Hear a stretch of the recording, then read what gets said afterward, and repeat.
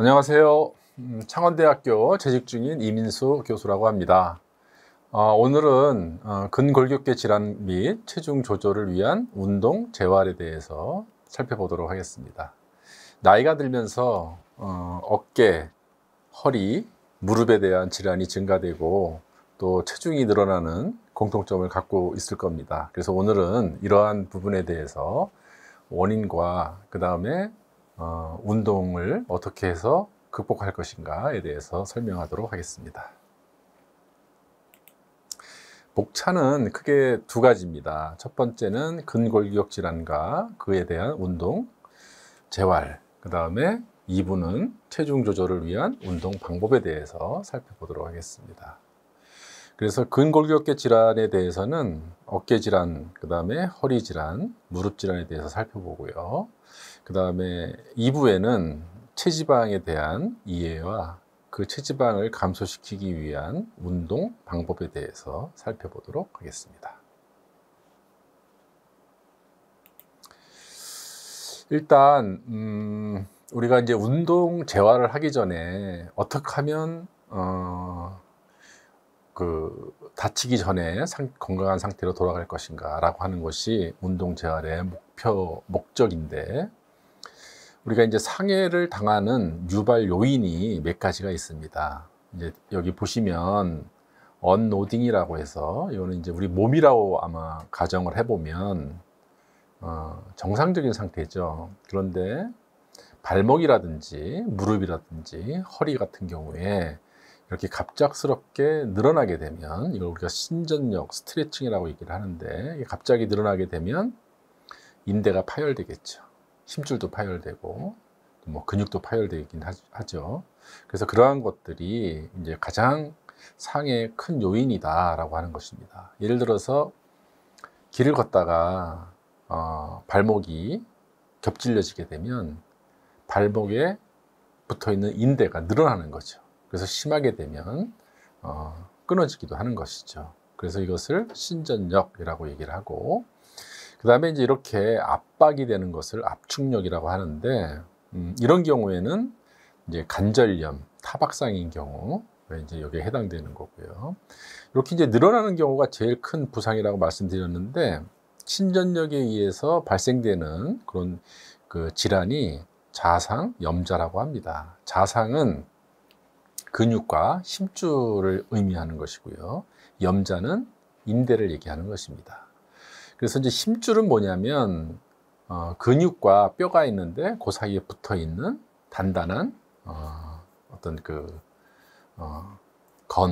그것을 우리가 힘줄이라고 얘기를 하고, 그 다음에 뼈와 뼈 사이에 붙어 있는 것을 우리가 이제 인대라고 하는 것이죠. 그래서 아킬레스 건이라고 하는 것은 발목에 붙어 있는 힘줄을 얘기하는 것이고, 뭐 전방 십자인대, 무릎에 있는 것이요. 그런 것들은 우리가 인대라고 얘기를 하는 것인데, 자상은 크게 심각하지는 않은데, 염자, 즉 인대가 손상이 되면 우리가 이제 심지어 수술까지 해야 되는 그런 심각한 질환이죠.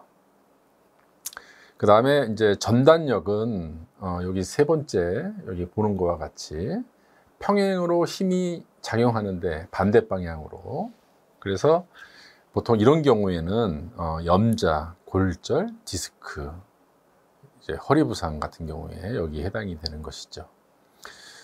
이제 예를 들면 우리가 농구할 때 수술하고 착지하고 나서 바로 방향 전환을 할 때 무릎은 안쪽을 향하는데 종아리는 바깥쪽을 향한다. 그러면 이제 서로 반대되는 전단력이 발생이 되면서 부상을 입게 되는 그런 겁니다.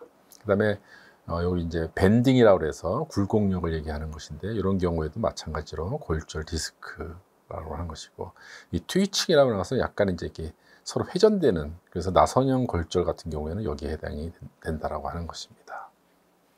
그래서 이런 그 종류에 의해서 상해가 유발된다라고 하는 것을 이해하시면 될 것 같습니다.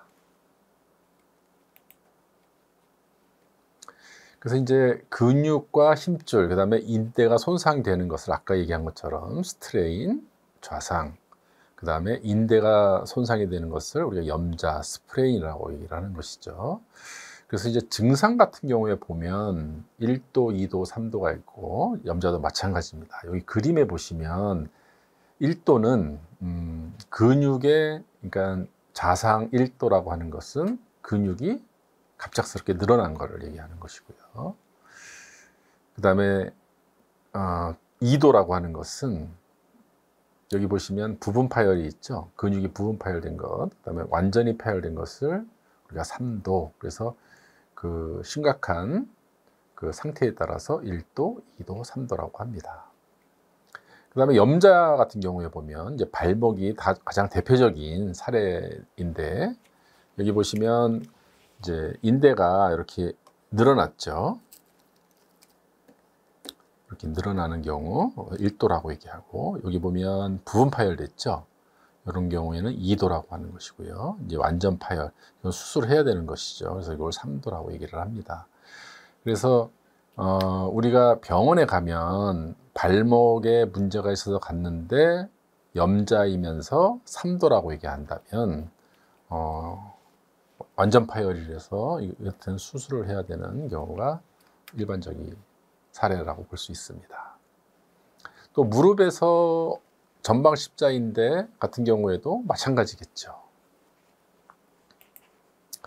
그래서 이제 운동 재활을 할 때 목표는 이제 단기적인 목표가 있고요, 장기적인 목표가 있는데, 단기적인 목표는 결국은 이제 응급처치와 이제 부종이라고 하는 것은 이제 그 부풀어 오르는 거죠. 다친 데가.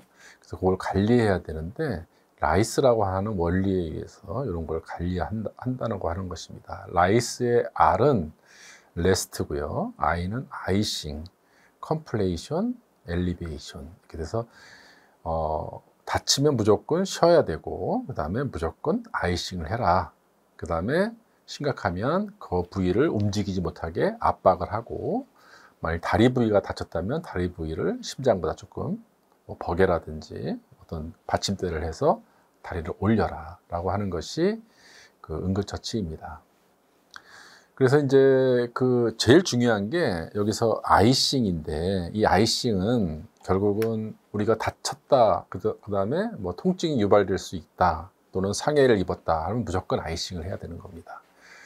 그래서 이 아이싱을 하는 이유는 염증 반응, 얘기하면 혈액이 모여서 거기에 손상된 부위에 염증 반응이 일어나서 그것이 부종으로 부풀어 오르는 것을 방지하고, 또 다른 혈액들이 유입되는 것을 차단하는 그런 효과가 있는 거죠. 그래서 압박도, 컴플레이션이라고 하는 것도 압박도 마찬가지. 그래서 우리가 아이싱만 제대로 해준다면 훨씬 더 증상이 완화된다라고 하는 것입니다. 그래서 여러분들 운동하다가 또는 다치지 않아도 근육을 많이 썼다고 했을 때 아이싱을 하는 것은 회복이라든지 또는 다쳤을 때 응급처치의 첫 번째 조건이 되는 것입니다. 그래서 아이싱은, 그래서 운동선수들이 보통 운동 끝나고 아이싱도 많이 하고요. 야구선수 같은 경우에도 우리가 이제 1회가 끝나고 나면 거기 쉬는 라카에서 그 아이싱을 하는 걸 종종 볼 수 있고, 또 축구선수 같은 경우에도 전반전이 끝나면 라카르에 쉬고 있을 때 아이싱을 한다라고 하는 것입니다. 그래서 뭐 화상이라든지 또는 뭐 타박상이라든지 또는 발목이 좀 삐끗했다든지 했을 때 무조건 얼음찜질을 하는 것을 추천합니다. 그래서 1회에 20분이 넘지 않도록 하고, 뭐 정도에 따라 다르지만 뭐 한 2시간 간격으로 하루에 한 4번 정도 하는 것을 추천합니다. 그 다음에 이제 통증을 관리해 주는 것이죠. 그래서 아이싱만 해도 통증이 관리된다라고 하는 것이고요. 이제 예를 들어서 관절의 가동범위라고 하는 것은 어깨가 180도 돌아가는데 우리가 어깨에 문제가 있으면 이제 그 제한이 있겠죠. 그것을 우리가 관절의 가동범위, ROM이라고 얘기를 하는데, 그런 걸 증가시키는 그 스트레칭이라고 볼 수 있는 것이고, 그다음에 체력 증강을 목표로 하는 것이죠. 그래서 우리가 기본적으로 다치고 나면 체력이 약해져 있는데 그것을 다시 원상태로 해주는 것을 목표로 하는 것이죠. 그다음에 이제 우리가 그래서 잘 재활을 해서 원하는 스포츠를 할 수 있도록 하고, 그다음에 이제 그것을 통해서 건강 관리를 유지한다라고 하는 것이고요. 장기적인 목표는 부상당하기 전에 원래 상태로 회복하는 것이고요. 또 더 중요한 것은 부상이 재발되지 않도록 그 다친 부위를 더 강화시켜주는, 근육을 강화시켜준다는 의미겠죠. 그래서 건강을 유지하는 것을 장기 목표로 하고 있습니다. 재활 단계를 한번 살펴보면 이거 글씨가 자꾸 깨지는데 좀 버전이 안 맞아서 그런 것 같습니다. 운동 재활 단계를 한번 살펴보면 여기 보시면은 1단계, 2단계, 3단계, 4단계, 5단계가 있는데, 아까 그 1단계는 여기 보시면은 스웨일링이라고 하는 게 이제 부종이라고 하는 건데, 요 부종을 관리를 해줘야 되는데, 아까 얘기한 것처럼 라이스, 그래서 아이싱을 중심으로 관리를 해야 되는 것이고요.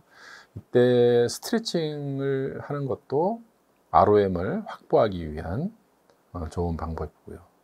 그래서 이제 일정 기간이 지나서, 다시 얘기하면 부종이 부풀어 오르는 부위가 없다라고 한다면, 그 다음에 통증이 더 이상 없다라고 한다면 코어 밸런스 운동을 하는 것이 두 번째 페이스고요.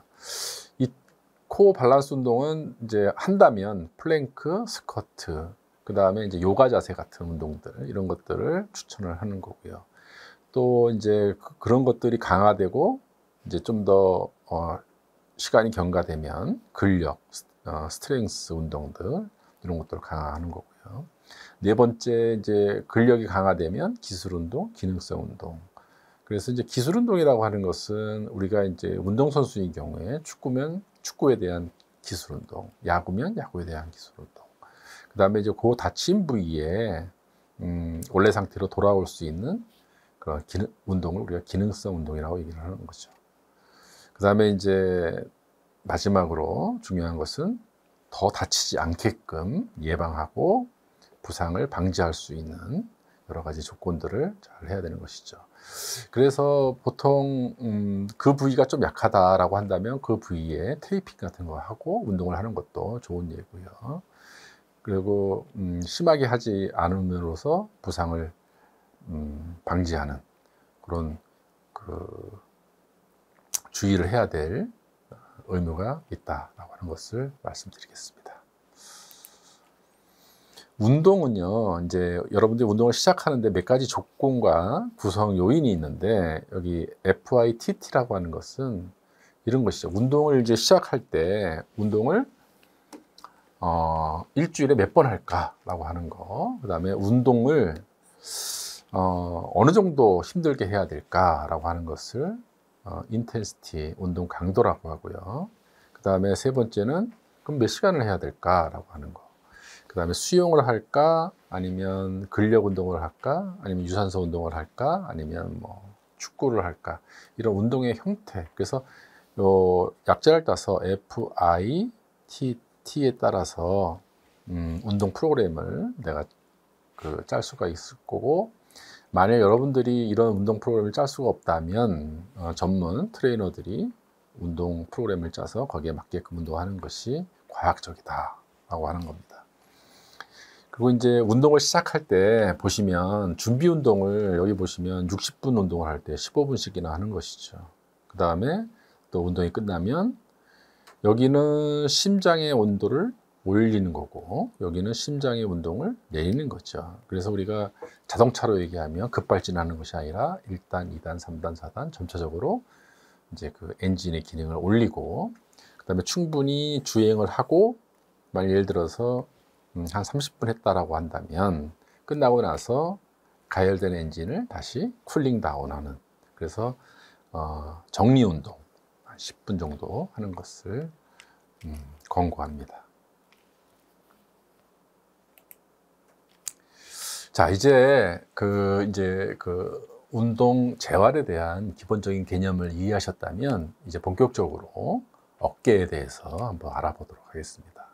나이가 들어서 가장 많이 다치는 부위가 이제 어깨인데, 어깨가 왜 부상이 많냐 하면 많이 쓰는 거죠. 오버유즈도 하고요, 오버로드하고 이런. 그러니까 이제 우리가 무거운 것을 이제 순간적으로 들어 올리거나 또는 그것을 뭐 힘을 주거나 했을 때 그걸 오버로드라고 하는데, 직업적으로 봤을 때 그런 오버로드가 매일 지속이 된다라고 하면 이제 오버유즈드가 되는 거죠. 그래서 대부분의 질환들은요, 우리가 급작스러운 부상 같은 경우에는 로드가 되는 것이고요. 그것이 반복이 되면 오버유즈드가 되는 것이죠. 그래서 이제 만성 질환이 된다라고 하는 겁니다. 근데 어깨가 왜 잘 다치냐 하면 여기 보시는 바와 같이 굉장히 불안정합니다. 그 불안정한 이유는 또 장점이 있겠죠. 우리 신체 중에 팔, 어깨만큼 360도 돌아가는 조직이 없습니다. 그래서 어깨는 굉장히 자유롭게 움직이는데, 그 자유롭게 움직이는 대신 구조가 좀 약하다고 하는 것입니다. 그래서 팔도 자주 빠지고, 그다음에 어깨 근육도 손상이 되고 하는 겁니다. 그래서 여기 보시면은 마치 절구통에 절구가 들어가 있는 듯한 느낌으로 이렇게 되어 있는데, 여기에 이제 약간 공간이 있는데 이 공간 때문에 결국은 다른 부위에 비해서 자유롭게 움직일 수 있다라고 하는 것입니다. 그러면 이 빈약한 어깨를 견고하게 만들어 줄 수 있는 것은 결국은 근육, 힘줄인 것이죠. 그래서 이 부위에 요 부위에 여기와 요 뼈와 붙어 있는 근육들이 있는데, 그 지탱해 주는 근육들을 우리가 회전하는 근육들의 다발이다. 그래서 회전근개라는 말을 씁니다. 이 회전근개는 4가지 근육으로 되어 있는데, 이쪽 부위에 보이는 것을 우리가 견각하근이라고 하고요. 또 요 위에 지나가는 근육을 우리는 극상근이라고 얘기합니다. 그래서 이 2가지 근육이 이제 보이는 거고요. 이제 우리가 뒤쪽으로 보면 이제 이 부분을 보이는 건데, 뒤쪽에 보면 극상근이 보이는 거고요. 앞에는 조그맣게 보이고요. 그 다음에 뒤쪽에는 극상근이니까 극하근이 있고요. 그 다음에 요 극하근 밑에 조그마한 근육, 소원근이 있습니다. 그래서 요 4가지 근육, 즉 극상근, 극하근, 견각하근, 소원근, 이 4가지 근육을 우리가 회전을 도와주는 근육이다 라고 해서 회전근개라고 합니다. 그런데 제일 많이 손상을 입는 부위가 요 극상근입니다. 특히 극상근 중에 요 근육과 뼈와 요 사이에 힘줄이 있죠. 요 힘줄이 붙어 있는데 많이 쓰거나 충격을 주거나 급작스러운 텐션을 줬을 때 이게 찢어지거나 아니면 끊어지는 경우가 있습니다. 그래서 끊어지는 경우에는 당연히 수술을 해야 되는 것이고요. 여기에 염증이 이제 생기게 되면은 요 부위가 이제 부풀어 오르고, 결국은 팔을 들어 올릴 때 요게 이제 견봉이거든요. 이게 이제 쇄골이고요. 들어 올릴 때 이 회전근개 중에 극상근이 약하기 때문에 올리게 되면 견봉이랑 부딪히게 되는 것이죠. 그것을 우리가 충돌 증후군이라고 얘기하는 거죠. 아프겠죠, 당연히. 뼈와 뼈가 하니까. 그래서 그런 거예요. 그 다음에 여기 찢어지는 것을 우리가 회전근개 파열이라고 얘기를 하고, 또 그 관련된 질환들을 한번 살펴보도록 하겠습니다. 그래서 어깨 질환은요, 아까 말씀드린 대로 뼈와 뼈가 이렇게 충돌되는 경우를 우리가 어깨 충돌 증후군이라고 얘기를 하는 거고요. 그 다음에 여기 보면 회전근개가 이렇게 파열됐죠. 그래서 이것을 회전근개 파열이라고 하고요. 만일 이런 충돌 증후군이라든지 회전근개 파열이 돼서 그게 이제 만성화되면요, 결국은 이렇게 유연성이 있는 섬유 조직으로 되어야 되는데 이렇게 이제 나중에 굳게 되겠죠. 이 굳으면은 팔이 안 올라가죠. 그래서 이거 동결견이라고도 얘기를 하고, 얼어붙었다 근육이, 그렇게 얘기하고, 옛날에는 50대 이후에 많이 발생이 된다 해서 50견이라고도 얘기를 합니다. 그래서 제일 많이 나타나는 질병들이 어깨 충돌 증후군, 50견, 회전근개 파열 이렇게 됩니다. 또 그 다음에 여기 보시면은 근육, 특히 이제 극상근에 이렇게 칼슘이 침착이 돼 갖고 거기에 이제 마치 석회처럼 굳어버리는 그 석회화 건염이라고 하는 것도 있고요. 그 다음에 나이가 들면서 또는 뭐 무리하게 자주 써서 퇴행성 관절염이 있고요. 그 다음에 이제 습관성으로 요 부위가 불안정해서 탈구되는 경우도 있고요. 그래서 이제 이런 그 질환들이 어깨 질환의 종류로서 됩니다. 그래서 여기 보시면은 수술이나 치료 방법은 약물요법, 관절내시경, 뭐 그다음에 주사요법, 그다음에 회전근개 같은 경우는 관절내시경. 주로 관절내시경을 통해서 수술을 하거나 치료를 하고 또는 가벼운 경우에는 약물 같은 경우 있고요. 그다음에 이제 이런 것들을 좀 강화시키고 예방하려면 아까 얘기한 것처럼 회전근개를 강화시켜 주면 되는 것이죠. 왜냐하면 뼈는 약한데 불안정한데 그걸 감싸고 있는 근육을 강화시키겠다면 어깨가 상해될 수 있는 것을 예방할 수 있다라고 하는 것입니다. 그래서 이제 어깨 관련 재활 운동은 만일 예를 들어서 어깨가 아프거나 약간의 그 상해가 있다면 이런 스트레칭, 이거 펜듈럼 엑서사이즈라고 얘기를 하는데 다치지 않는 부위를 고정하고 그 다음에 다친 부위를 축 떨어뜨려서 가볍게 돌리는 것이죠. 그렇게 되면 ROM도 좀 확보되고 유연성도 좀 확보되고 그 다음에 부하는 없지만 그 어떤 스트레칭을 하면서 어깨가 좀 유연해진다라고 하는 것이고요. 그 다음에 이제 가장 많이 하는 운동이 이런 이제 그 스트레칭 될 수 있는 밴드는 일상에서 이제 별로 그 고가가 아니기 때문에 뭐 쉽게 살 수가 있는 거고요. 이런 밴드 운동을 스트레칭 하는 거. 그 다음에 양손을 해도 되고 어디에 고정시켜서 한쪽으로 바깥쪽으로 이렇게 하는 운동들, 이런 밴드 운동을 가장 추천합니다. 그래서 밴드가 하나 있으면 우리가 뭐 그냥 TV 보면서도 할 수 있는 운동들, 그래서 이게 어깨에 관련 운동들이다라고 하는 것이고요. 이제 좀 어깨 재활이 조금 진행이 되면 그 다음에 이제 덤벨을 가지고 이런 어깨에 힘이 들어갈 수 있는 운동들을 할 수 있다고 하는 겁니다. 자, 이제 두 번째로는요, 이제 허리 질환에 관련된 질환과 운동에 대해서 한번 살펴보도록 하겠습니다. 지금 가장 우리가 그 디스크 하는 것이 이제 요 뼈와 척추뼈 사이에 그 쿠션 작용을 하는 디스크가 있는데 요것이 이제 눌려서 결국은 요게 탈출되는 거죠. 탈출되면 이제 액이 탈출이 되면 요 사이로 신경이 지나가는데 요 신경을 건들게 되면 통증을 유발하는 것이죠. 그래서 그것을 우리는 추간판 탈출증이라고 얘기를 한다라고 하는 것이고요.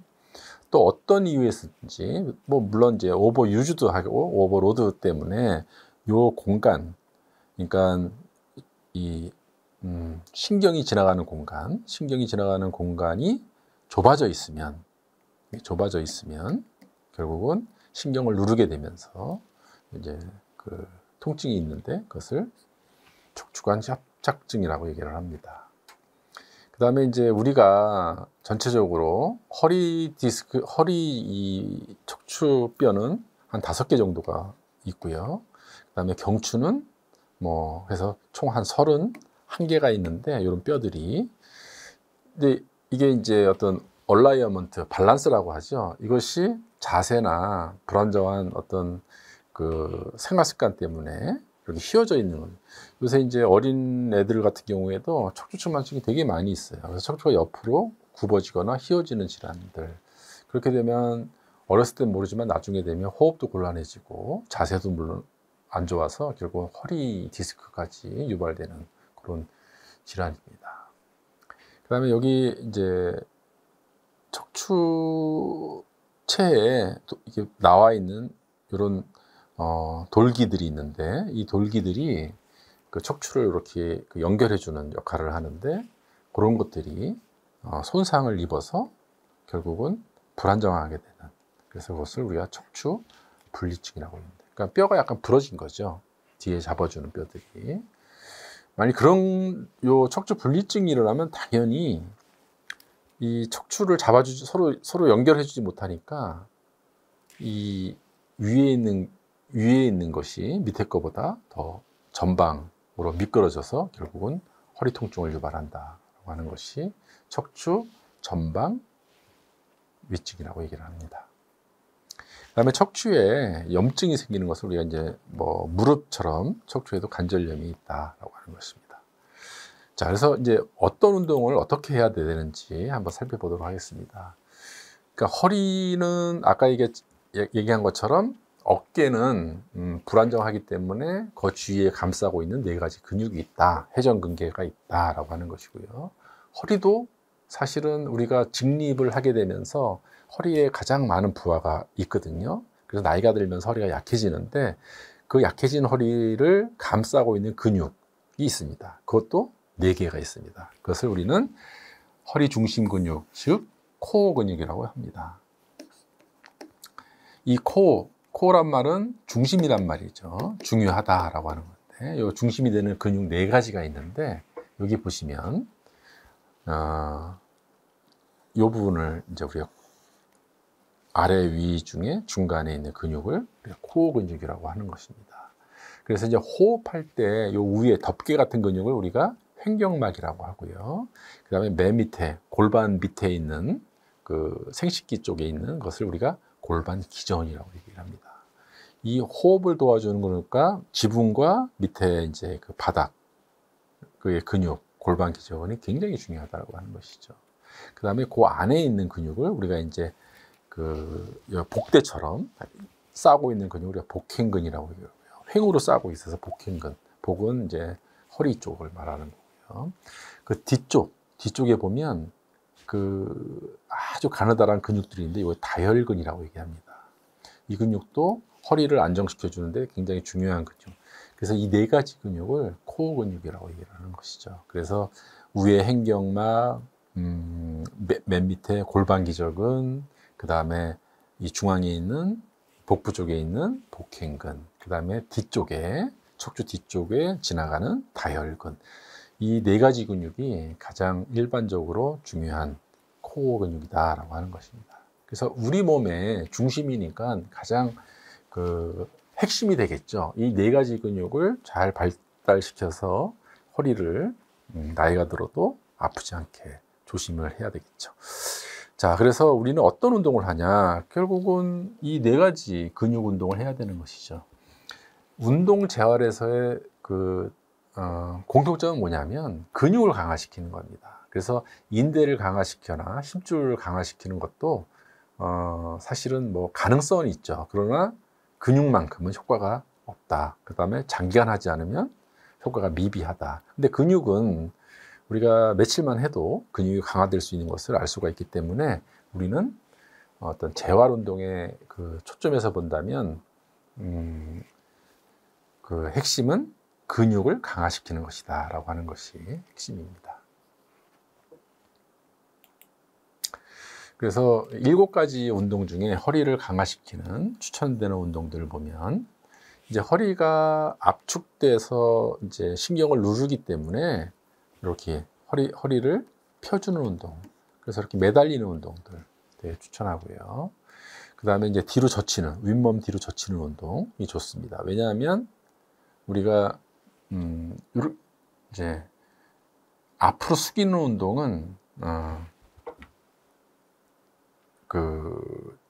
어떻게 되는가? 앞으로 숙이게 되면, 자, 한번 그려볼게요. 자, 이 상황은 척추가 이렇게 되겠죠. 그래서 여기에 이제 신경이 지나가고, 그러면 여기에 좁아지니까 디스크는 이쪽으로 앞쪽으로 가겠죠. 근데 반대로 앞으로 숙이는 운동은 어떻게 되냐면 이렇게 되겠죠. 그러면 디스크가 뒤로 밀려나서 신경을 건들 수 있는 확률이 높아지는 거죠.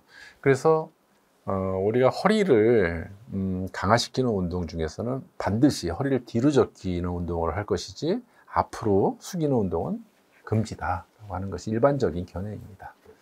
그다음에 이제 여기 이제 코브라 같은 경우에 이제 이렇게 뭐 어렵다면 손을 대고 하는 운동들 추천하고요. 그 다음에 이제 이런 요 운동에서 푸시업을 하는 거고요. 그 다음에 이제 이게 이제 고양이 자세 같은 경우도 굉장히 좋은 운동이고요. 그 다음에 이제 조금 실력이 된다면 버드독이라고 그래서 무릎을 이렇게 이제 그 고양이 자세에서 다리와 손을 반대 교차되게끔 이렇게 하는 운동들. 그 다음에 이제 뭐니 해도 가장 쉽지만 효과가 좋은 운동 중에 이제 플랭크 같은 경우에 이런 운동들 7가지를 추천합니다. 그래서 이제 허리가 아프든 안 아프든을 떠나서 이제 나이가 이제 드신다면 미리부터 요 7가지 운동을 미리미리 조금씩 해주는 거. 그 다음에 요 운동은 시간도 많이 걸리지 않아요. 뭐 해봤자 뭐 한 10분에서 5분 정도면 다 하는 운동들이니까 해주시면 그 허리 예방에도 도움이 될 것입니다. 그렇다면 피해야 될 운동들은 뭐냐? 여기 보이시죠? 허리 앞으로 굽히 이거 하면 안 되는 것이고요. 그 다음에 싯업도 역시 무리를 주는 거고요. 누워서 다리를 똑바로 올리는 운동도 역시 허리의 부하가 많이 가는 겁니다. 그 다음에 이제 뭐 허리가 안 아프면 상관이 없지만 허리가 아픈데 스쿼트 운동 같은 경우에는 부하가 많이 걸리기 때문에 피해야 될 운동이고요. 그 다음에 데드리프트, 그 다음에 레그 프레스, 그 다음에 바이시클 이런 건 다 이제 허리에 통증을 유발하는 운동이다. 그런데 이제 허리가 아프지 않으면 이런 운동들 다 좋은 운동들이죠. 근데 허리가 이제 약화되어 있는 경우에는 피하시는 게 좋다.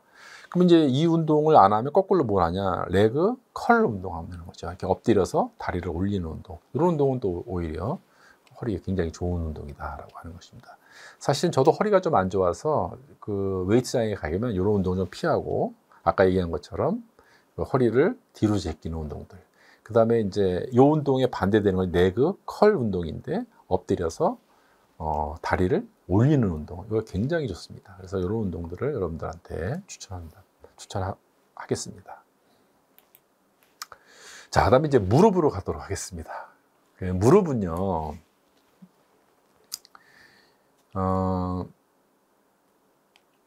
여기 보시면은 위에 뼈가 있고 밑에 뼈가 있습니다. 근데 그걸 연결해주는 인대들이 있는데, 뼈와 뼈는 인대라고 했죠. 그래서 여기 이제 대퇴골이 있고 경골이 있는데, 이 위에 뼈와 밑에 뼈를 이렇게 연결해주는 것을 우리는 전방에 따라서 전방 십자인대라고 하고요. 요 뒤에는 잘 안 보이지만, 요 뒤에 또 이렇게 대각선으로 이런 지나가는 인대가 있어요. 이건 후방 십자인대라고 얘기를 하고요. 그 다음에 위에 뼈 사이드로 이렇게 연결해주는 내측 인대가 있고요. 여기 바깥에 여기 있겠죠. 그 다음에 이게 왜 바깥쪽이냐면 여기 보면 비골이라는 게 있습니다. 비골. 그래서 만약 왼다리라면 저쪽 밑에 복숭아뼈까지 이어지는 뼈를 우리가 비골이라고 하는데 그 비골이 바깥쪽에 있어요. 그래서 이쪽이 바깥쪽이고 이쪽이 안쪽이게 되겠죠. 그래서 이 4가지 인대들이 요 무릎 근육을 이렇게 싸고 있다. 근데 무릎은 사실은 어떤 움직임이 제한적이기 때문에 굉장히 견고합니다. 그래서 아까 얘기한 어깨보다는 훨씬 더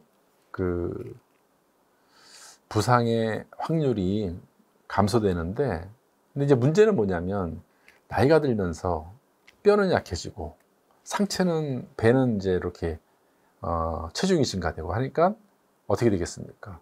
하중이 무릎 쪽에 다 실리게 되겠죠. 그러니까 코어 근육이 약해지면 코어 근육이 하중을 지탱해 분산해 줘야 되는데 이제 그 코어 근육이 약해져 있으니까 전부 다 하중이 발목 아니면 무릎에 미치겠죠. 그래서 결국은 무릎이 의외로 나이가 들면서 많이 약해진다라고 하는 거.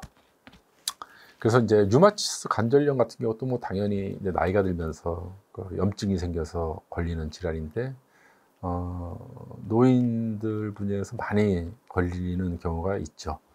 자, 그래서 한번 질환의 종류는요, 십자인대 파열이 가장 많아요. 그래서 요 앞에 보이는 요 십자인대는 어떤 경우 많이 파열되면 헛디뎠을 경우, 그래서 그러니까 예를 들어서 경골은 이쪽으로 움직이는데 대퇴골은 이쪽으로 움직인다든지, 아니면 대퇴골은 이쪽 방향으로 힘이 진행이 되는데 경골은 이쪽으로 진행이 돼요. 서로 전단력이죠. 이랬을 때 얘가 굉장히 많이 손상을 입는다라고 하는 겁니다. 그래서 이제 뭐 바깥쪽으로 이렇게 되면은 결국은 뇌측인데도 이게 이제 끊어질 수 있는 겁니다. 그래서 심하게 다친 경우, 운동선수 중에서 이제 심하게 다치면요, 전방 십자인대가 제일 많은데, 그 다음에 이제 후방 십자인대, 내측인대, 외측인대 이렇게 되는데, 심하다는 건 뭐예요? 이 네 가지 인대가 다 끊어지는 경우가 있습니다. 교통사고 경우도 있고요. 또 뭐 추락사 이런 경우에도 그런, 추락할 경우에도 그렇게 인대가 파열되는 경우가 많이 있습니다. 그 다음에 여기 보면 그 어깨도 마찬가지지만 위에 뼈와 밑에 뼈 사이에 패드가 있죠. 고무 패드가 있는데 이것을 우리는 이제 이게 반월 모양으로 생겼다 해서 반월상 연골이라고 얘기를 합니다. 그래서 이게 이제 충격에 의해서 이 패드가 찢어지는 경우가 많이 있죠. 그 다음에 이제 여기에 염증이 생기는데, 염증은 왜 생기냐면 지속적인 충돌로 인해서 요 사이에 관절액이 있어요. 근데 요 관절액에 염증이 생기는 겁니다. 근데 왜 염증이 생기는지는 아직도 이유가 명확하지 않았지만, 면역 반응, 즉 그 관절액에 이물질이라고 우리 몸이 착각해서 거기를 공격하는 것이죠. 그래서 그걸 이제 면역 반응이라고 하는데, 류마티스 관절염이 대표적인 겁니다. 그 다음에 이 슬개골이 연화됐다, 약해진 거죠. 약해져서 걸을 때마다 뚝뚝 소리가 나는 경우, 이런 것도 무릎 질환에 걸리는 종류 중에 하나입니다. 자, 그래서 이제 무릎 재활 운동을 살펴보면요, 지금 이제 무릎이 많이 아프다고 한다면, 지금 이분은 수건을 대고 이렇게 누르는 겁니다. 그 누르는 운동을 우리가 아이소메트릭 운동이라고 이렇게 하는데, 여기는 이제 누르게 되면은 요 햄스트링, 요 허벅지 밑에, 그러니까 여기가 이제 대퇴 이두근이라고 하는 거죠. 요 밑에 부분의 근육이 강화되고, 뭐 이렇게 누르면 이제 여기 그 허벅지 근육이 강화되는 거고요.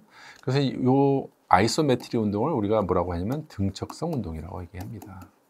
이 등척성 운동은 근육을 움직이지 않고 힘을 지속적으로 주는 운동, 그걸 우리가 이제 아이소메트리 운동이라고 하는데, 이제 이런 운동들은 어깨도 마찬가지고 허리도 마찬가지고, 이런 운동들은 되게 도움이 된다라고 하는 것이고요.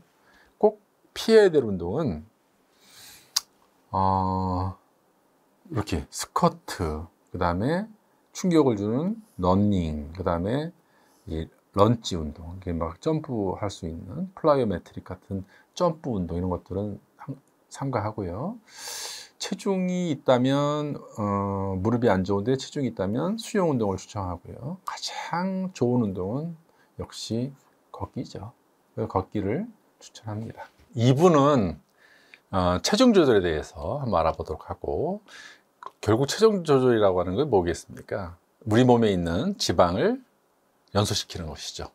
그래서 지방을 연소시키려고 하면 지방이 어떤 성질이 있고 지방이 어떤 그 메커니즘을 갖고 있는지 이걸 좀 이해하고요. 그 다음에 그 지방을 없애는데 가장 좋은 방법은 딱 두 가지입니다. 이제 덜 먹고 식이요법하고, 그 다음에 지속적으로 운동하는 거 외에는 없습니다. 수술을 한다거나 약물을 먹는 것은 그거는 부작용만 심하고 효과는 없다라고 하는 것을 확실하게 말씀드릴 수 있습니다. 자, 일단은 남성과 여성의 신체 구성을 비교하면요, 남자는 근육이 훨씬 더 여자에 비해서 좀 많고요. 그 다음에 이제 지방도 두 가지가 있는데, 하나는 필수 지방, 하나는 비필수 지방. 요 필수 지방은 꼭 있어야 되는 지방입니다. 그래서 남자는 최소한 한 3% 이상, 3%가 있어야 되고, 여자는 12%. 여자가 훨씬 더 많죠. 그래서 여자는 지방이 많다라고 하는 것이고요. 그 다음에 요거는 없어도 되는 운동인데, 이게 저장 지방이라고 하는데, 요 저장 지방이 이제 증가가 돼서 몸이 뚱뚱해지는 것이죠. 그래서 일반적으로는 정상 12%, 여자는 15%별 차이 없죠. 그 다음에 뼈는 뭐 역시 남자가 더 많고요. 그 다음에 이제 조직들에 의해서 한 25%에서 100%가 되는 건데, 남자는 체지방이, 요 저장지방이 25% 이상이 증가가 되면 비만, 그래서 이제 질병이라고 하고요. 요 남성이고요. 여성은 30% 이상이 이제 넘어가게 되면 비만이라고 하는 것입니다. 그래서 체지방에 따른 체형을 보면 3%일 때는 거의 뭐 이제 프로급 선수들, 트레이너 같은 경우에 40%면 좀 심각하죠. 그 남자는 여기가 이제 요쪽으로 가면 이제 정상이고요. 이제 요쪽으로 가면 비만이라고 하는 겁니다. 그래서 여기에서 넘지 않도록 이제 운동을 해야 되는 것이죠. 여자는 요 부위죠. 요 부위가 여기 밑에가 정상이고요. 여기로 갈 때 이제 비만이라고 하는 것입니다. 그래서 이제 그 원인을 보면 왜 살이 찌느냐 보면 사실은 유전적인 게 굉장히 커요. 그래서 이제 엄마가 요 위에 있는 이제 그 수치는 뭐냐면, 엄마 아빠가 다 뚱뚱하지 않으면 자녀가 뚱뚱할 확률은 10%. 그다음에 그 한쪽이 약간 비만일 경우에 자녀의 비만은 40%에 육박하고요. 두 분 다 뚱뚱하다면 80%. 그러니까 이제 자녀를 가질 때 엄마 아버지의 어떤 그 체지방도 그 자녀한테 미치는, 그러니까 이제 출산할 자녀한테 미치는 영향이 이렇게 크다. 그래서 유전적인 거, 뭐 많이 먹는 거죠. 그다음에 운동 안 하고요. 그다음에 약물, 스트레스가 비만의 원인 중에 굉장히 또 크게 작용합니다. 그다음에 이제 신경 내분비학적 원인인데, 이 신경은요, 우리가 음식을 뇌 부위에 보면 시상하부가 있어요. 여기서 이제 식욕을 조절하고요. 그 조절된 호르몬을 우리는 인슐린, 렙틴, 그렐린이라고 얘기를 합니다. 그래서 이런 거에 의해서 조절된다. 그러니까 이제 우리가 배가 고프다라고 하는 것은, 배가 고픈 것은 머리에서 인지를 하는 거죠. 배가 부르다는 것도 마찬가지고. 그래서 뇌가 결국은 살을 찌게 하고 또 살을 빠지게 하는 그런 중요한 요인이다라고 하는 것을 이해하시면 될 것 같습니다. 자, 그래서 이제 하나하나 살펴보면 살이 찌는 원인 중에 하나는, 나이가 들면서 왜 살이 찔까? 많이 먹지 않는데, 이것은 기초대사량이 나이가 들면서 점점점 저하됩니다. 그러면 기초대사량이 칼로리 소모에 이렇게 보면 100%라고 했을 때, 우리가 이제 일반적으로 움직일 때는 20%밖에 안 빠지고요. 생활하는 대사적인 활동으로. 밥 먹을 때 체열을 생성하기 때문에 한 10% 정도가 빠져요. 먹을 때도. 그런데 그걸 소화시키고 해야 되기 때문에. 그런데 가만히 있을 때, 뭐 잠잘 때도 마찬가지지만 쉬고 있을 때 70%가 기초대사량에 의해서 칼로리 소모가 이루어지는 거예요. 그러니까 기초대사량이 사실은 되게 중요하죠. 그래서 이게 보면 기초대사량 70% 중에 이게 100%로 했을 때 근육이 거의 40%의 기초대사량을 소모합니다. 그다음에 간, 신장이 있는데, 그러니까 근육량이 작다는 소리는 뭐죠? 기초대사량이 떨어진다는 소리겠죠. 기초대사량이 떨어지면 어떻게 되죠? 조금 먹어도 살이 찐다는 거죠. 그래서 그런 원리를 좀 이해하시면 좋을 것 같습니다. 자, 두 번째는 여기가 시상이거든요. 여기 시상하부라고 하는데, 요 부위에서 모든 걸 조절해요. 그래서 식욕이라든지 성욕이라든지 그다음에 수면욕이라든지 이런 거 전부 다 여기서 그냥 본능적인 거 다 여기서 조절하는데, 여기서 밸런스가 맞으면 이제 먹는 거, 그다음에 쓰는 거, 지출과 수입이 밸런스가 잘 맞죠. 그러면 체중 변화가 없겠죠. 근데 이제 요 체중 변화가 없게끔 만드는 것이 뭐냐면, 지방이 커지면 렙틴이 분비돼서 그만 먹어라 라고 하는 신호를 주고요. 위에서, 그 다음에 그 췌장에서 이제 식욕을 촉진하는 호르몬이 분비가 돼요. 그러니까 예를 들어서 위가 이제 공복으로 배어 있잖아요. 그럼 배가 고프겠죠. 그럼 위에서 그렐린이라고 하는 호르몬이 요 시상을 해서 시상에는 식욕 촉진 중추가 있고요. 그다음에 식욕 억제 중추가 있어요. 그래서 촉진 중추는 결국은 우리가 이제 악셀레터 역할을 하는 거고요. 식욕 억제는 마이너스 브레이크 역할을 해요. 이 두 가지가 밸런스가 잘 맞으면 살이 안 찌는데 둘 중에 하나가 급격히 올라가면 살이 찌는 거고요. 식욕 억제가 또 급격히 증가가 되면 살이 빠지겠죠. 근데 이런 것들을 이런 호르몬들이 조절해 준다라고 하는 것도 이해하시기 바랍니다. 근데 인슐린도 사실은 식욕을 억제해 주는 호르몬이에요. 왜냐하면 혈당이 높아졌다는 소리는 뭘 많이 먹었다는 소리죠. 그래서 많이 먹으면 결국 인슐린이 어디다 저장을 하는데, 그래서 그만 먹어라 라고 저장을 하는데 자꾸 먹는 거죠. 그렇게 되면 인슐린이 기능을 잘 못하게 되겠죠. 그럼 뭐가 걸리죠? 당뇨병이 걸리는 겁니다. 그래서 그 당뇨도 식욕 조절과 깊은 영향이 있겠죠. 여러분들은 왜 밤에 야식이 그렇게 맛있고 참을 수 없는 이유가 이런 그 신경 조절학적인 호르몬에 있다라고 하는 것이고요. 여기 보시면 여기 그렐린은 아까 얘기했지만 위에서 분비돼서 식욕을 촉진하는 그 호르몬이죠. 그래서 시상에 먹어라 자꾸 촉진을 하는 그런 그 악셀레터 역할을 하는데, 아침 8시가 되면은 이 올라가요. 그러니까 배가 고프다는 걸 느껴서 아침을 먹을 테고, 12시가 돼도 또 이렇게 피크가 보이고요. 또 저녁이 되면은 또 이렇게 피크가 돼요. 그런데 감소되다가 여기 보시면 12시에서 2시 사이, 뭐 한 2시에서 3시 사이, 뭐 이렇게 이게 굉장히 올라가 있죠. 공복을 심하게 느끼는 겁니다. 근데 이때 자야 되는데, 이때 보통 뭐 늦게까지 잠 안 자고 야근하거나 또 뭐 TV 보거나 게임하거나 이럴 때, 자녀들 같은 경우도 마찬가지고, 이때 뭔가 TV에서 뭐 라면 먹는 거라든지 또는 통닭 먹는 거라든지 그러면 고통스럽죠. 안 먹을 수가 없는 경우예요. 그러니까 살을 빼려면 12시에서 적어도 1시 이전엔 자야 된다라고 하는 거예요. 왜냐하면 그렐린이 2시 정도에 나오기 때문에 이때가 우리가 식욕을 참을 수 없는 그런 지경이 이르는 거죠. 그래서 그렐린이라고 하는 호르몬이 결국은 이렇게 살을 찌게 또 만든다라고 하는 것이고요. 요 밥 한 공기에 여기 비교하면 피자는 5배, 1인분으로 봤을 때 통닭은 10배, 라면은 거의 2배, 햄버거는 4배, 밥 한 공기에 짜장면은 2.5배. 그러니까 차라리 밥을 먹는 게 낫다는 거죠. 그래서 이런 인스턴트 식품은, 특히 튀김류는 살찌고 싶으면 튀김을 먹어라. 동맥경화도 유발된다. 그래서 튀김은 절대 좀 조심해야 될 음식 중에 하나다라고 하는 겁니다. 자, 그러면 좋은 음식은 뭐냐 이거예요. 타임즈에서 슈퍼푸드 탑 10을 발표했는데 1위가 뭔지 아십니까? 마늘입니다. 마늘.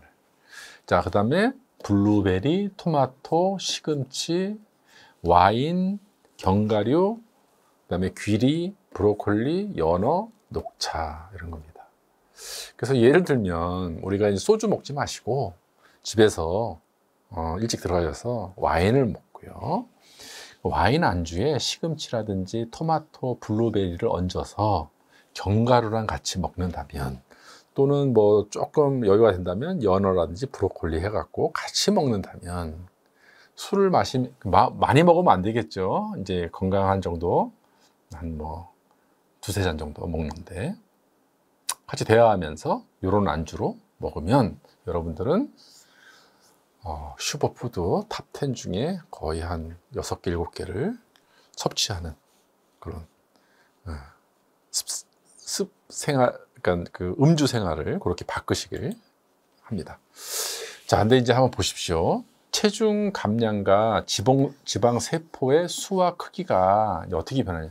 이 사람은 실제 데이터입니다. 그래서 150kg로 뚱뚱한데, 이 사람이 나중에 이제 그 운동 다이어트를 해서 75kg, 성인 남성인데 정상이 됐어요. 그런데 이제 여기 보면 이 지방 크기가 감소됐잖아요. 그래서 0.9에서 0.2로 감소가 되니까 거의 한 4배 이상이 감소가 됐죠. 그러니까 완전 쪼그라드는 거죠. 그런데 지방 세포의 수는 그대로라는 거예요. 예를 들어서 정상인이 한 250억 개 정도 되거든요. 근데 이 뚱뚱한 사람은 거의 3배, 750억 개. 근데 변화가 없어요. 그러니까 이제 이건 뭐 얘기냐면 크기가 이렇게 줄어드는데 조금만 방심하면 고무풍선처럼 다시 이렇게 부풀어 올 수 있다. 그래서 다이어트는 평생을 해야 된다라고 하는 것이고, 또 조금만 굶으면 이렇게 돼요. 그러니까 이게 되게 심하게, 그래서 요요 현상이 그래서 일어나는 그런 원인을 제공합니다. 그래서 여기 보시면 2kg에 똑같은 2kg인데 지방이 근육에 비해서 훨씬 많죠. 여기 이제 탄수화물, 탄수화물의 구조고, 이건 지방의 구조예요. 그러면 이 지방은 이 탄수화물에 비해서 훨씬 더 견고하죠. 그러니까 분해가 쉽게 안 일어난다라고 하는 것이죠. 탄수화물에 비해서. 근데 지방은 에너지 보유를 많이 하고 있기 때문에 대신 잘 분해되지 않는다라고 하는 겁니다. 자, 그러면 운동 강도와 시간에 따라서 지방 분해가 어떻게 일어나느냐?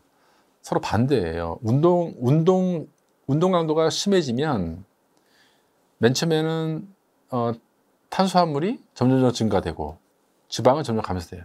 그러니까 운동을 너무 심하게 하게 되면 탄수화물에 의존을 하지 지방은 점점 감소가 된다. 그 다음에 운동 시간은 또 반대죠. 운동을 길게 할수록 지방이 많이 올라가고, 운동을 길게 할수록 탄수화물은 감소되죠. 그러니까 살을 빼려면 뭐예요? 운동 강도는 줄이고 운동 시간은 늘려라 라고 하는 것이 기본적인 겁니다. 그래서 운동을 최소 20분 이후부터 지방이 연소되기 시작하기 때문에 운동은 길게 하면 길게 할수 좋다. 운동 강도는 좀 줄여라. 자, 여러분들은 그러면 아침 운동을 해야 될 거예요? 저녁 운동을 해야 될 것 같습니까? 살을 빼려면 아침 운동을 하는 게 좋습니다. 왜? 공복 상태에서는 탄수화물이 없기 때문에, 공복 상태에서는 운동을 하게 되면 결국은 에너지를 끌어다 써야 되는데 지방을 끌어다 쓰기 때문에 아침 운동이 좋다. 그러니까 아침이 좋은 게 아니라 공복 상태에서 운동하는 것이 좀 도움이 된다라고 하는 것이고요. 그럼 식전에 해야 될까, 식후에 해야 될까라는 같은 원리입니다. 식전에 공복 상태이기 때문에 결국은 지방을 에너지화 쓴다라고 하는 거. 그래서 식전에 운동하는 것이 좀 좋다. 근데 한 가지, 밥맛이 너무 좋아지면 어떡하죠? 뭐 그런 사람은 뭐 또 거기에 자기 스타일에 맞게끔 운동하는 건데 원리는 그렇다는 겁니다. 자, 초보자를 위한 체중 감량 같은 경우에 한번 보시면 이게 일주 이제 월화수목금토일이라고 봤을 때 걷기예요. 지금 이제 강하게 걷기라는 것은 뭐 아령을 들고 걸을 수도 있고요. 또 빠르게 걷는 것도 있고요. 이거는 지속적으로 걷는 거. 그래서 요때 플러스 뭘 하냐? 플러스 이제 근력 운동, 웨이트 트레이닝을 좀 하는 걸 추천하고요. 요거 이제 인클라인이라는 것은 이제 경사도 있는 이제 그 땅을 걸어라라고 하는, 계단 걷는 것도 하나의 방법이고, 올라갔다 내려갔다 마찬가지고요. 그다음에 또 지속적으로 40분 걷고, 그다음에 웨이트 트레이닝 하고요. 그다음에 파워워킹이라고 하죠. 그래서 30분 정도 하고 또 다시 계단을 이용하거나 또는 등산을 하거나 했을 때 30분 이상을 하는 걸 추천합니다. 그다음에 하루는 쉬고. 그래서 이렇게 해서 계속 한 달 정도 지속하다 보면 살이 많이 빠진다고 하는 것을 이 프로그램에서 제시하고 있습니다. 자, 그다음에 이제 우리가 하나 팁으로 주면, 이 단식은 아니에요. 이게 간헐적 단식이니까 이게 뭐예요? 그러니까 이제 좀 덜 먹는 거죠. 근데 이제 이게 16-8 단식이라고 하는 건요. 16시간 공복 상태를 유지하고 그 사이에 음식을 좀 먹고 그다음에 또 16시간 공복을 유지하고 이런 겁니다. 그래서 예를 들면 여기 보면은 굶고 그러니까 이제 예를 들어서 8시에 자잖아요. 8시에 이제 식사를 마치고 그다음에 2시까지 아니 거꾸로죠. 이게 이제 2시부터 8시까지 안 먹는 거예요. 그다음에 요 사이에 식사를 하는 거고요. 그래서 이런 것을 우리가 하는데, 그래서 요 식사는요, 우리가 보통 3,000 칼로리 먹는데 요 경우에는 한 500 칼로리 정도로 줄이는 거예요. 그래서 전체 칼로리를 500 칼로리 먹고 16시간을 무조건 공복해라. 근데 요 16시간 공복한 상태에서 500 칼로리 해당되는 것은 뭐 2번을 먹어도 좋고, 근데 2번을 하는데 뭐 한 번을 먹어도 되는데 공복 이제 이게 허기가 지니까 한 500 칼로리에 해당되는 거. 500 칼로리면 밥 2공기 정도의 칼로리니까 여러분들이 해서, 그 다음에 이제 요거는 일주일 중에 날짜를 정해서 2번은 공복을 유지하는 거예요. 그래서 여기 보시면은 월요일 날 먹고 그 다음에 이때 급격히 줄이고 그 다음에 이틀은 정상으로 먹고 하루는 또 급격하게 줄이고, 그래서 이렇게 해서 하는 것도, 그래서 5번은 먹고 2번은 단식하는, 그래서 이걸 간헐적 단식. 그래서 이거는 어떤 걸 해도 좋은데 본인이 편안한 걸 하시면 될 것 같습니다. 자, 아까 그 16-8 단식에서 여기 보면 공복 상태에서 여기 HIIT라는 것은 여기 인터벌 트레이닝, 그래서 단시간 뭐 예를 들면은 1분 운동하고 30초 쉬고 1분 운동하고 30초 쉬고 이런 거 해서 한 4회 하는 거죠. 이것을 HIIT, High Intensity Interval Training, 약자 따서 HIIT, IIT 운동이라고 얘기를 합니다. 그래서 공복 중에 요 단시간 운동을 해주면 시너지 효과가 난다라고 하는 것입니다. 그래서 살을 빼는 데 도움이 됐으면 좋겠습니다. 그러니까 지방을 분해를 촉진하는 음식들은 뭐가 있냐? 좀 이게 삼겹살인데 이런 걸 많이 먹으면 지방이 이제 축적이 되겠죠.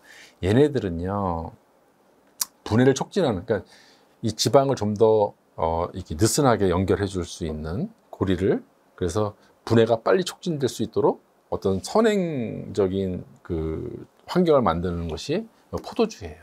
그래서 와인 같은 경우에, 그다음에 그 뭐 와인으로 절인 삼겹살 이런 것도 있고요. 또 녹차에 절인 삼겹살. 그다음에 카페인, 아메리카노 같은 경우에도 지방을 촉진하는 음식 중에 하나입니다. 또 그다음에 펩사이신이라고 우리가 매운 음식들도 역시 그 지방을 촉진하는, 분해를 촉진하는 운동 중에 하나입니다.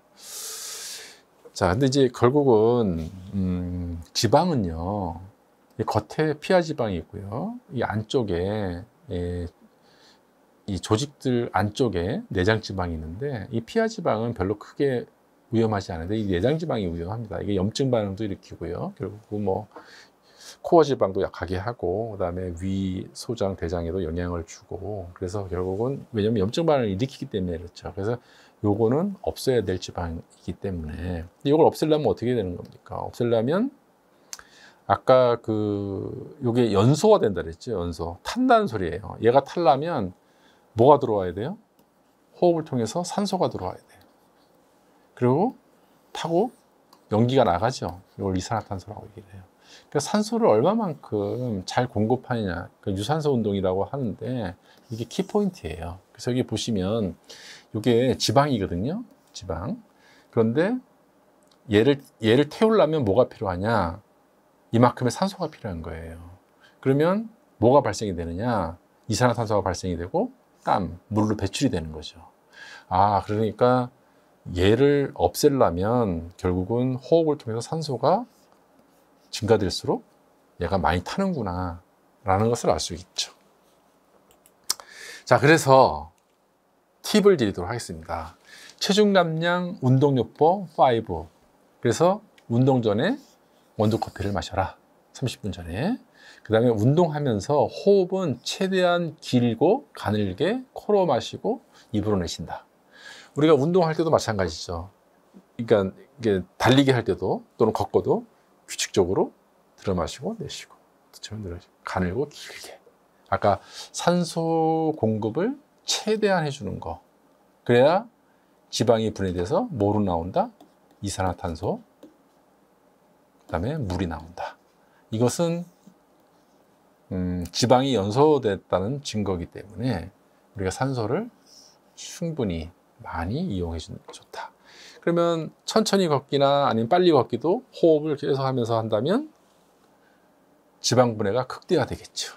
그래서 아무튼 운동 강도는 천천히, 운동 시간 최대 오래 해라. 왜냐하면 지방은 올라가고 탄수화물은 내려가기 때문에.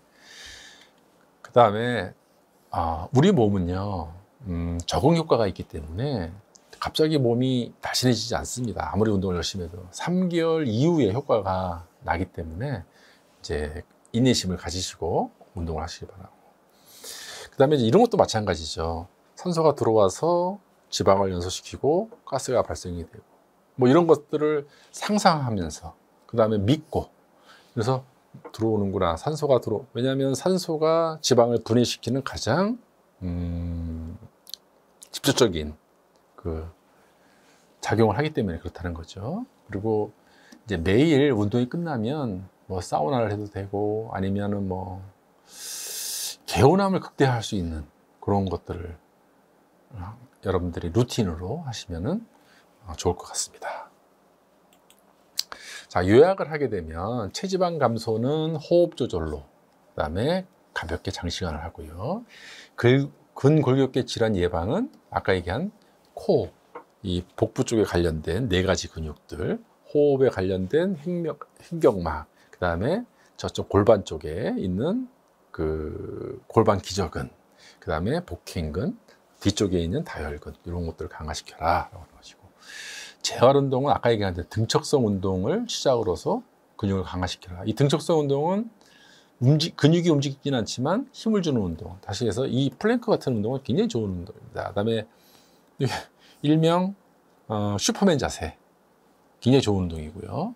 그 다음에 스쿼트, 맨몸 스쿼트, 뭐 요 자세만 해도 괜찮고 많이 되면 이렇게 점프도 해도 괜찮다.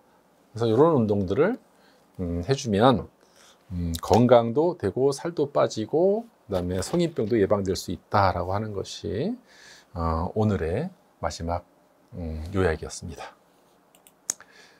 아이고. 자, 그래서 즐거운 운동으로 항상 건강하시고 또 즐거운 노후 생활을 준비하시기도 바라고요. 운동은 친구처럼, 그다음에 먹는 것도 조심하시고, 그래서 항상 즐겁고 건강한 일상생활이 됐으면 좋겠습니다. 1시간 동안 감사합니다.